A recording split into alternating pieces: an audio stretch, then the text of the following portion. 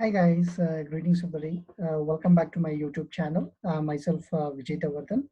And in this session, I'm going to show you how to solve a problem on projection of solids using manual sketching.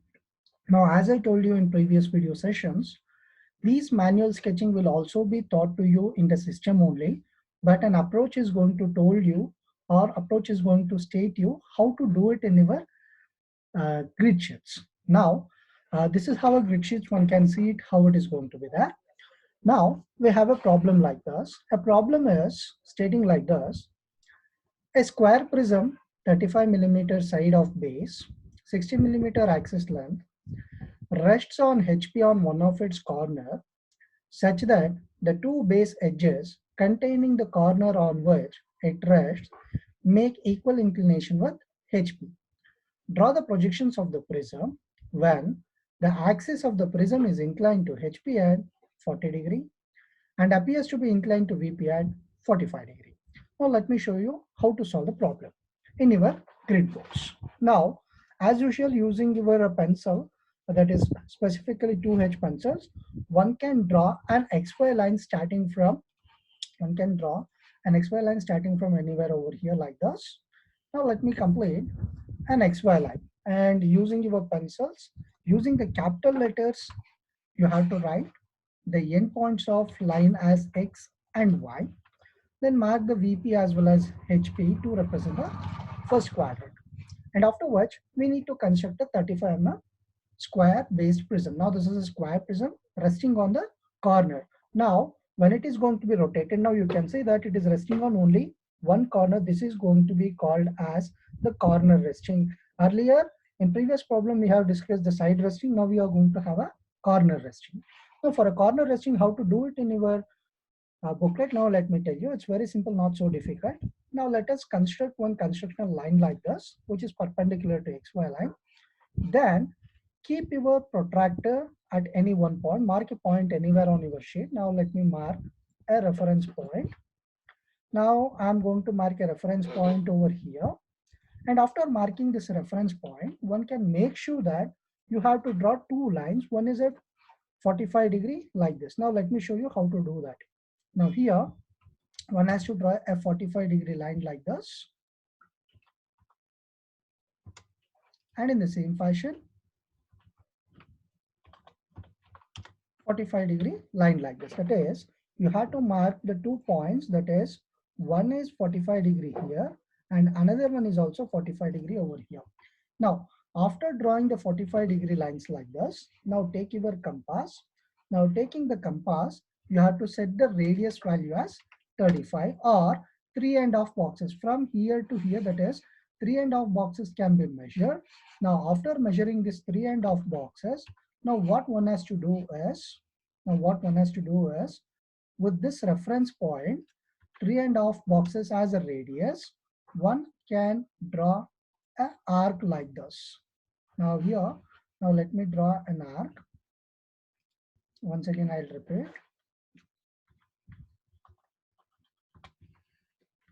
35 mm as the radius. Now let me draw an arc. Again, 35 mm as a radius, that is without changing it radius. Now I have to draw one more arc over here like this. Now once we get these two arcs, now without changing the radius once again, that is with constant radius, we have to draw one more arc over here, and again with this point, and without changing the radius, let me draw one more arc. Now one can see that we have drawn number of arcs. Now using your HB pencils, because the whenever it is a side resting or a corner resting, the square is completely visible from the top. Henceforth, whatever the square we are going to get it here, the square must and should be completely connected like this. Okay. Now let me connect it back. Now you can see this is how one can simply construct your square. But here sometimes you may construct the square as a rhombus. Please don't do that mistake. So make sure that you're going to construct a square properly. After constructing a square, now we know that we need to locate the center of the square to get the axis position, for which one has to draw a thin lines using your 2H pencils. Now using the 2H pencils, now this is going to define your axis position. Now you're using your drawing instruments, one can show that the size of the square is 35 millimeter. And afterward, using your 2H pencils, now let us start naming the corners. Let me name this corner as AA1 and this corner as BB1 and this corner as CC1 and this corner as DD1. Next, in the same fashion, this corner is going, that is the axis portion is going to be named as O and O1. Now, to complete the front view, what we have to do is we have to do the projection from each and every corners respectively till it touches the XY line. Once it touches the XY line, now from here onwards, we need to develop it as a 60 mm height solid. Now we know that in case of prism, the front view is always a rectangle. Henceforth, what I am going to do is with a 2H pencils, starting from this corner, I am going to measure 6 boxes vertically like this. That means from each and every line, I am going to measure six boxes, then I am going to represent it over that. Then the base at the top I am going to complete and the base at the bottom I am going to complete. Now, after completing the bases at the top and bottom, now let us start naming the corners. Now this corner at the bottom, it is going to be named as A1 dash, and after which we have the visible edge BB1. We have a visible edge BB1. So let me mark it as B1 dash, and behind the B1 dash, we have the axis position O1 dash, and after the axis position, we have the invisible edge D1 dash. So it should be inside the bracket D1 dash, and after which the last corner C1 dash. That is going to be C1 dash. Now this is how one can start giving the names. And in the same fashion, the top base is going to be marked as A dash, then followed by B dash, O dash, as well as D dash, and then we have C dash. Now the boundary lines are supposed to be always dark. Now what you have to do, starting with A1 dash to A dash, then followed to C dash, then get back to C1 dash and connect back to A1 dash. This is going to define the boundary. Now the longer edge BB1 dash is going to be the visible base or the visible longer edge. So henceforth, this must be shown as a dark lines. Now this completes the projection lines.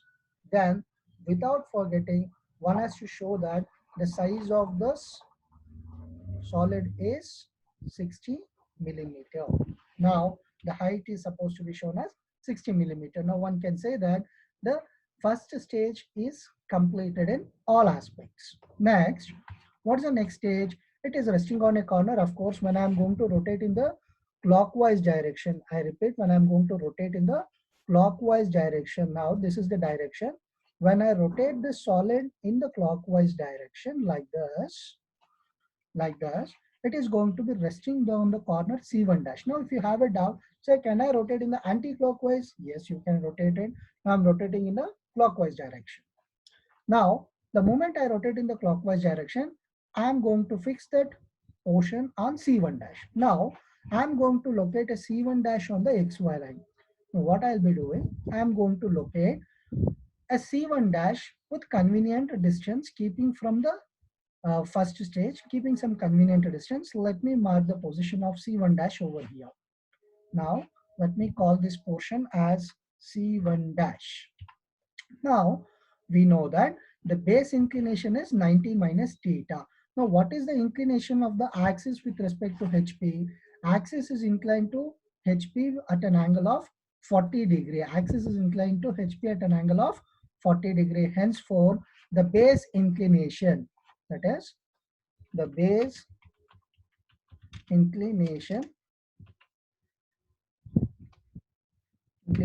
is 50 degree. Okay, now how to do that one? Now let me show you. Keep your protractor over here, then measure 50 degree over there. Now, after getting a 50-degree line over here, now let me show you that one.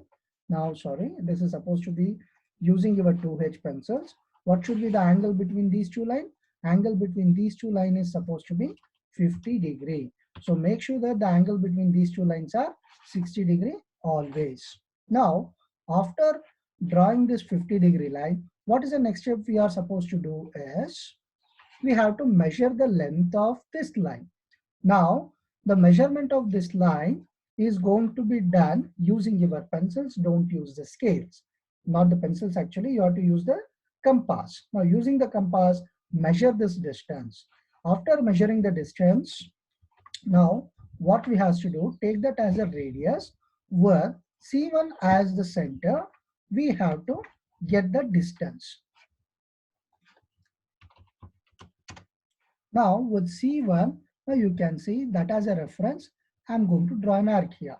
But this thickness is supposed to be a light line. So now let me change the line style to 0.13. Okay. Now with C1 dash help, we are going to get the position of A1 dash. Once we get the A1 dash, we know that to get the position of A dash and C dash, we need to get this length as a reference. Now that length as a reference, what we have to do is with A1 dash, we have to draw an arc over here. Now similarly, with C1 dash, we have to draw with the same radius, one more arc is supposed to be drawn here. And to get the exact position of A dash and C dash, what one has to do? One has to make sure that what is a diagonal value.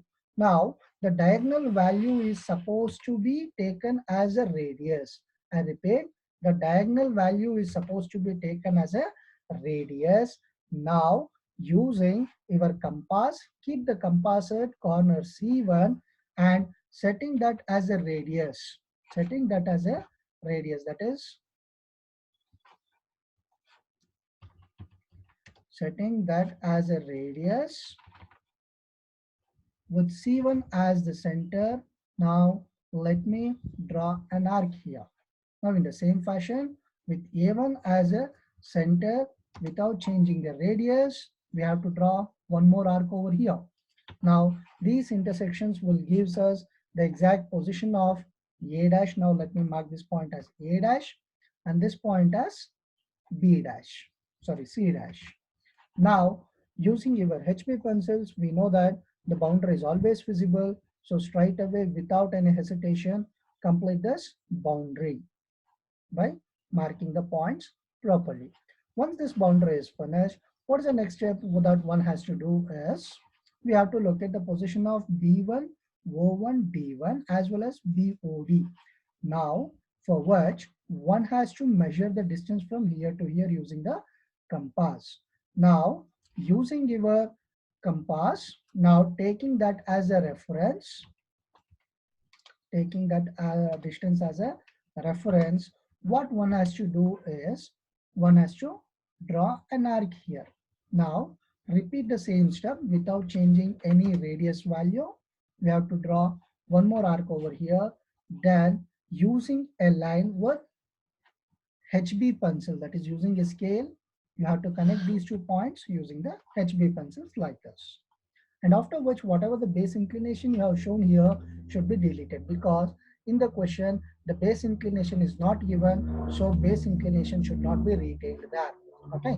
Now, what has to be retained? The axis inclination, for which what one has to do is, using your 2H pencils, keep your scale parallel to the axis line which is passing there, and then using that line, one has to connect it back to the XY line like this. Then using the drawing instruments, one must show that this is 40°.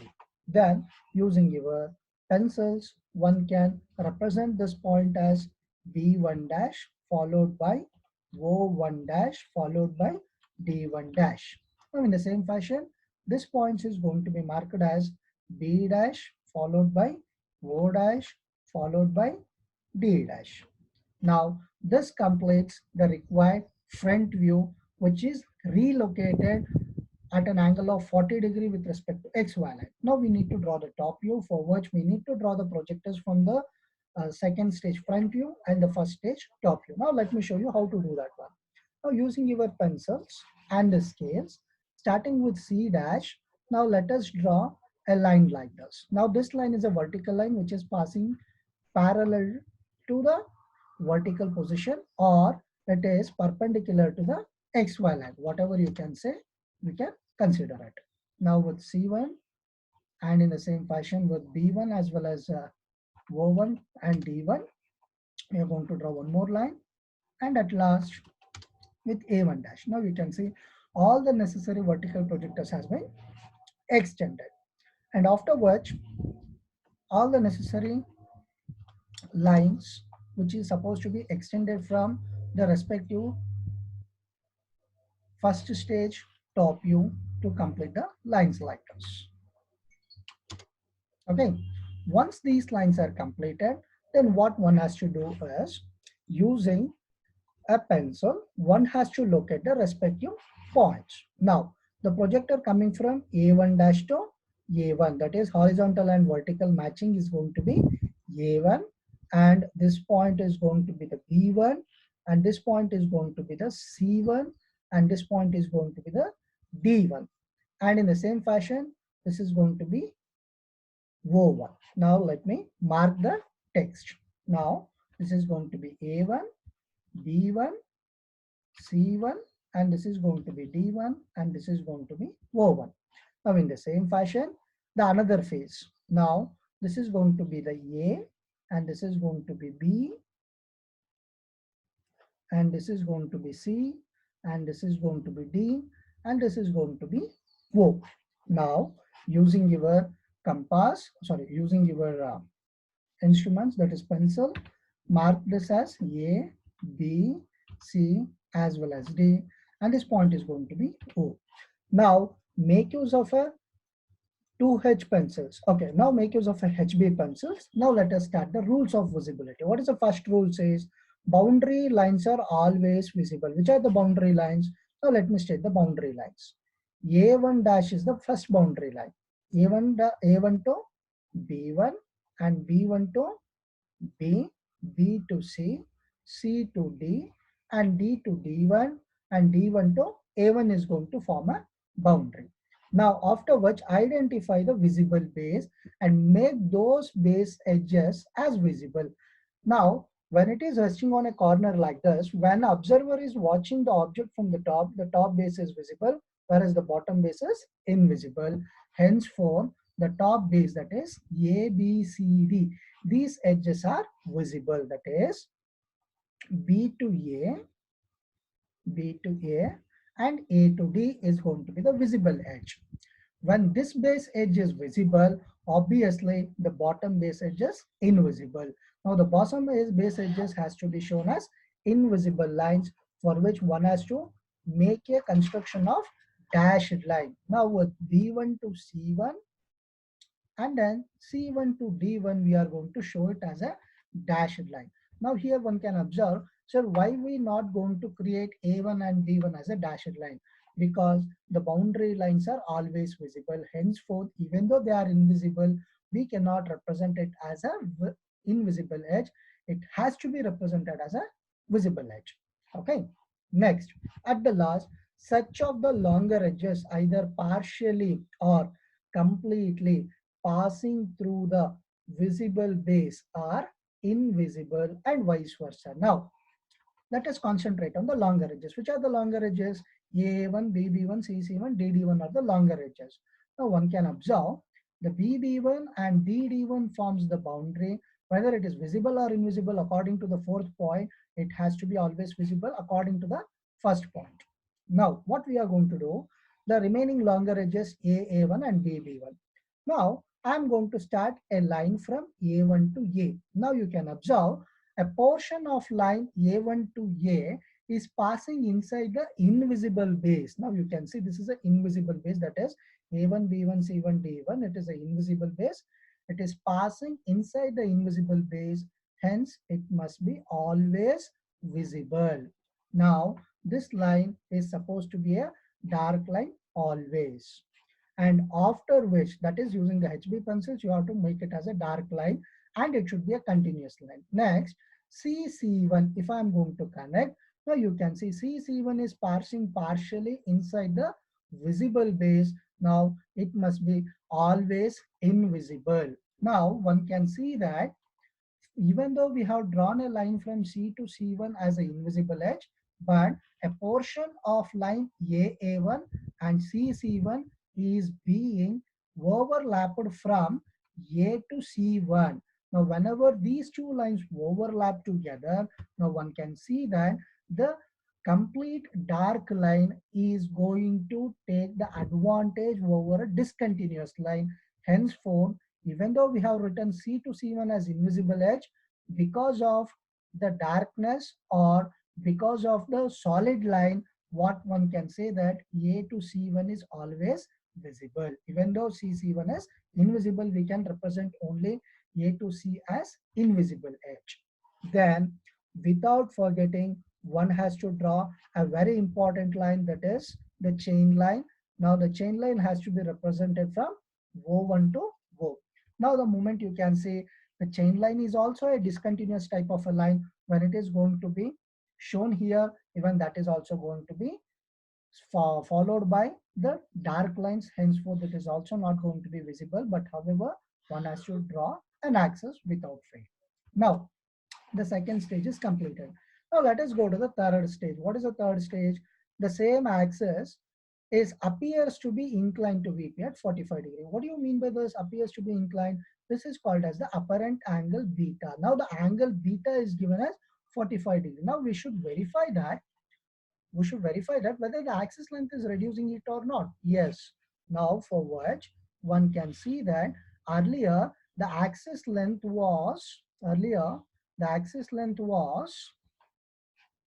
60 millimeter. Now the axis has been reduced to 45.97. In your books, you may get it as 46 or 45 or even 47 also, because of parallelism mistakes and other things.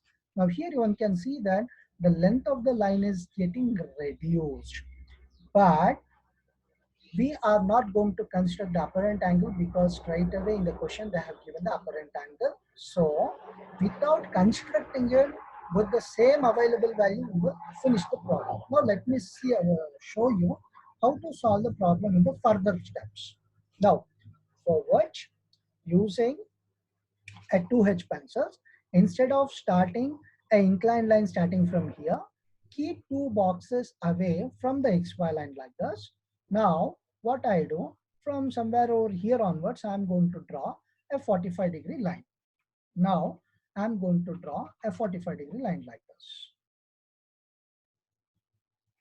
Now you can ask, why cannot I draw it from the XY line itself? Yes, you can draw, but there are some chances that the image may crosses the XY line. So to avoid that one, you can keep one box distance, or you can keep a two box distance, or whatever it may be. Now keeping some convenient distance, but make sure that this line is supposed to be 45 degree. Now after making this line, what we have to do is, we have to take O1 as well as O on this 45-degree line, and we have to transfer the remaining points. Now how to do that one? All of you please do listen to it very, very carefully. It is a very important thing. Once you understand how to transfer this, the rest of the problems becomes very, very easy. Now, what I'm going to do, I'm going to locate a point anywhere on the screen, or not on the screen, anywhere on the 45-degree line. Say for example, over here I'm going to locate the O1. Now once I locate the O1, I know that the distance of O to O1 is this much. Now using your compass, what one has to do is, taking this as the distance, that is O1 to O as the distance, you have to take it. Next, what we have to do is, with this O1, we have to take that value as a reference, and then let me draw a simple arc over here. Now, by drawing this arc, one can state that we are going to get the required portion. Now, what is that portion? This point I'm going to mark it as O1, and this point I'm going to mark it as O. Now we got the O1 and O. Now what are the points we require? A1, B1, D1, C1, B, A, D. These are the respective points what we have to get at. Now what one has to do is, now we can say that A1, C1, A, C, these are the points which are available on the 45-degree line itself. Then what one has to do is, one can make sure that the measurement should be taken from O1 to A1. Whatever the distance from O1 to A1 is there, the same distance will be there from O1 to C1 also, and O to A also, and O to C also. Now taking your compass, measuring the distance from here to here, that is this distance, you have to take it. Now we're taking this as a reference. We're taking this as a reference. Now set the compass, set the radius value equal to O1 to A1, distance between O1 to A1 as a reference. Now what I'm going to do is, I'm going to draw a small arc over here. Next, again, without changing the radius value, again keeping it at O1, I'm going to draw one more arc over here. Then repeat the same step on O without changing the radius. I repeat, without changing the radius.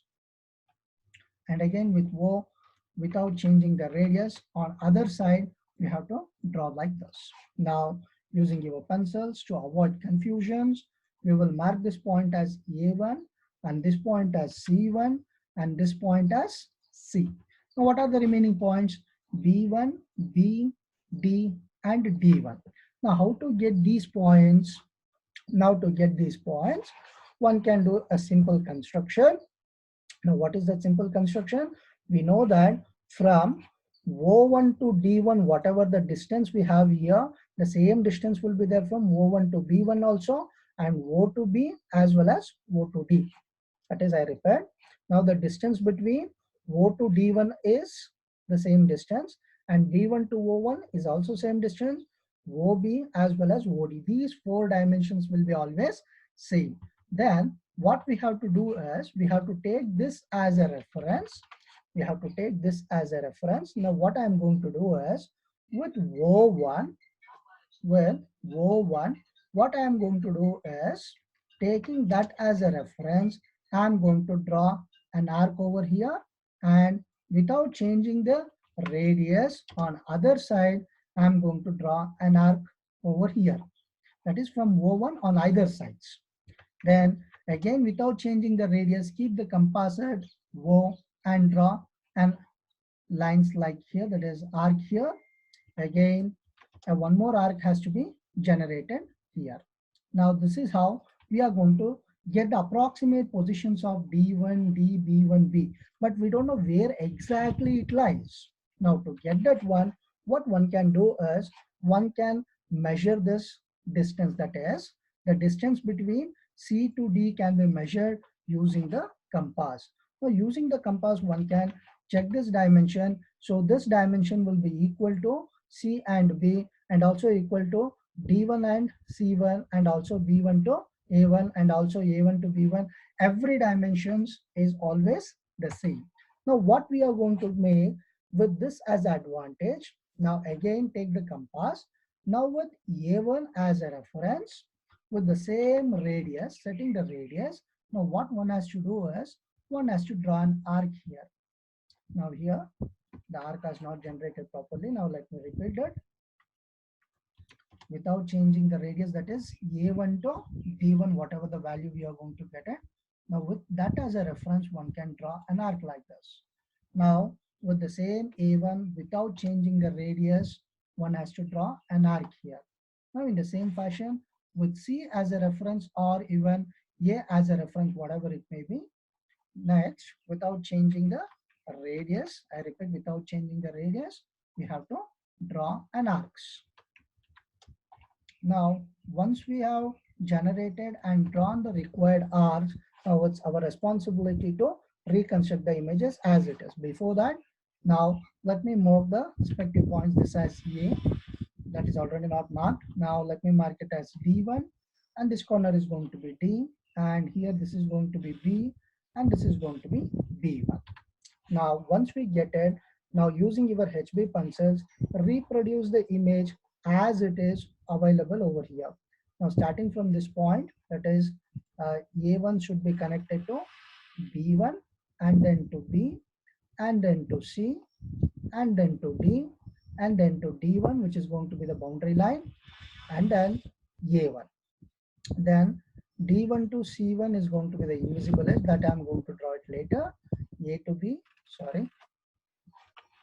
So here using your pencil and scale, make sure that A to D and A to B is supposed to be shown as a visible line, and then A to A1 as a visible line, and then the invisible lines. The invisible lines, that is D1 to C1 and C1 to B1 and then C1 to C. And then at last the axis has to be shown. Now the axis, I will represent it in the form of a chain line like this. Now we have represented the complete image, that is reconstruction has been completed. Now whatever the constructional dimension I have shown here, I have deleted because you need not to measure those dimensions. You have to take the compass over there and reproduce the things. Now to get the front view, we have to draw the projectors from the third stage top view and the second stage front view and complete the constructions. Now for which, using a scale, one has to start drawing the projectors. Now to draw the projectors, one has to use 2H pencils. Now using the 2H pencils, one can start drawing all the respective corners properly. Now we have generated the 3 corners, now an axis, now the third corner, then the fourth corner. Now one base we have completed. In the same fashion, we are going with the next base and we are started drawing the lines. These lines are nothing but the projectors what we have to draw without fail. Now with A1, now if you are going to start drawing these lines with the synchronous order, then it will become easy so that you will not forget the projectors. Now one can see that all the necessary projectors has been projected, and afterwards the horizontal projectors. Now this is a horizontal projectors. Right now I'm going to draw it, and XY line is going to be the acting as a projector for C1. That's why I have not generated a projector for C1. And then projector for B, O and D, and the projector of C. And you can see the projector of C may very nearer and it is going to overlap over there in your booklets because they are very nearer for the given conditions. Now using your pencil, now with a lot of patience, you have to mark the respective points like A1, B1, C1. Now the projector of A1 is here and A is here. So now let me mark those two intersection point as A1 dash. Now to avoid confusion, let me mark it here itself. This is going to be A1 dash. Then again, where is the B1? B1 is here. This is the projector of B1 dash. Now let me mark this as B1 dash. Then C1 is passing here. Now let me mark the C1 on the XY line. You can see C1 is going to be on the XY line with respect to the intersection. Now here I'll just zoom this area. I repeat, with C1 I'm going to pass it on the XY line. On the XY line, yes. Now this is going to be the C1. And then this is C1 dash, sorry, and then D1 is going to be here. Now let me locate a point for D1, and in the same fashion let me locate a point of O1 also, because all the three lies there itself. Now this is going to be D1 dash and this is going to be O1 dash. Now afterwards we have to locate the ABCD. Now where is A? A is at the topmost height over here. Now this is going to be A and B will be here, and then C will be on this line, that is on the top line now here. Yes, this is going to be the C dash, and then the D dash, what we have to get it here. So this is what the D dash, and This point is going to be the O dash. Now using your pencils, now let me mark it as A, sorry, that is going to be, okay. So A dash will be, yeah, that is the A dash. So let me mark it as A dash, then followed by B dash, then followed by C dash, then followed by D dash over here, then followed by O dash. Now we have marked the respective points. Now the problem is almost completed. Only thing is you have to draw the lines. What are the lines for which one has to go with the rules of visibility is to be considered. Now what is the rules of visibility? Now you can say the boundary lines are always visible. Now let us find the boundary. Which are the boundary lines? Now let me show you which are the boundary lines. If I start with A dash, now you can start with any of the corner, no issues. Let me start with the A dash. If I'm going to connect it A1 dash, I'm not sure it can be a boundary or not. Now let me proceed for the D1 dash. Now when you proceed for the D1 dash, now you can say that A1 dash is passing outside the line. So henceforth, A1 dash could be a boundary and it has to be the boundary. Then followed by B1 dash, then C1 dash. Now, if you have a confusion to C and B, check in. C is going to be the boundary. Now C, then followed by B, then followed by A. Now these are going to form the boundary. Now this was like this first, the first rotation and the second rotation. Now you can see the bottom base is nearer to the observer. Now where is the observer? Observer will be here. Observer will be here. Now with respect to the observer, the bottom base is nearer to him. What is the bottom base? This is the bottom base. This base is nearer to him. So these base edges must be always visible lines. That is A1 to B1, B1 to C1, C1 to D1 and D1 to A1 is always visible. Now let me make these edges as visible. When this bottom base is visible, obviously the base is another base is invisible. In a blind method, I would like to state one more thing. The base which is nearer to XY line is always invisible.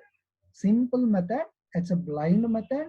The base which is nearer to XY line is always invisible. So you can apply the same concept. This base is nearer to XY line, so this is invisible. This is away from XY line, so visible. Now you can see this base is away from XY line, so it is visible. In that fashion also we can take it out. Okay, and then the invisible base has been identified, that is ABCD, that is a top base. Now join the line A dash to D dash as an invisible edge. Okay, 1 minute, I'll just repeat it. Yeah, with A dash to B dash as well as B dash to C dash. These two lines are supposed to be a invisible edge. It has to be drawn as a dashed lines. Okay. And after which the longer edges has to be connected. What are the longer edges? The longer edges AA1, BB1, CC1, DD1. However, AA1, CC1 forms the boundary. It is always visible. Let us concentrate on the remaining edges. Now let us concentrate on BB1. If I'm going to connect the line BB1, now you can see BB1 is passing inside the invisible base. Hence, this line must be always visible, because that is what the fourth point it says. Next, D dash D1 dash is passing inside the visible base. Henceforth, it is going to be the invisible edge. Now one can see that this going to complete the longer edges. Now at last but not the least, axis has to be shown. Now axis is going to be O dash to O1 dash line has to be produced. Now one can say that the solution for the given problem is completed in all aspects, and I have shown you how to do it in your booklets. Now if you're having any sort of doubts, please feel free to contact me, and my contact details are provided here. And also, if you liked this video, press the like button, and also please comment if you are having any sort of doubts, or you can contact me directly. And please do subscribe to my YouTube channel and kindly share it to all your first year engineering students so that everyone can able to learn the concepts easily. And thank you for watching my YouTube channel. Once again, I request everyone, please do watch it in YouTube and also do subscribe to my YouTube channel. Thank you. Thanks a lot, my dear friends.